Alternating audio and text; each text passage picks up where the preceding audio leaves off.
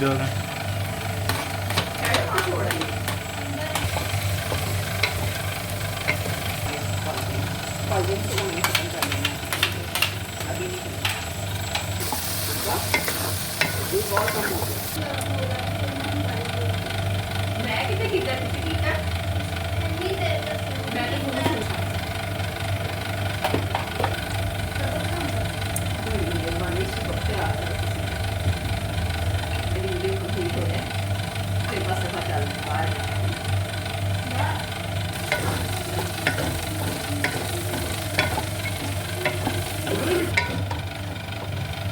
Pink जैसी डालो glass पूरा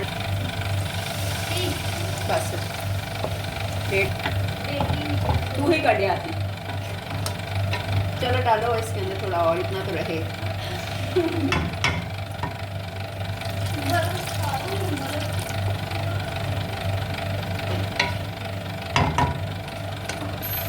चलो फ्लेम लो करो।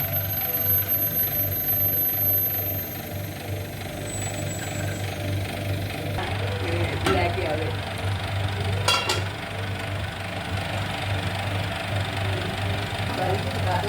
ऐसे करने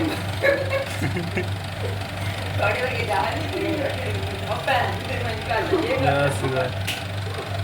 मैंने आपको काम कहा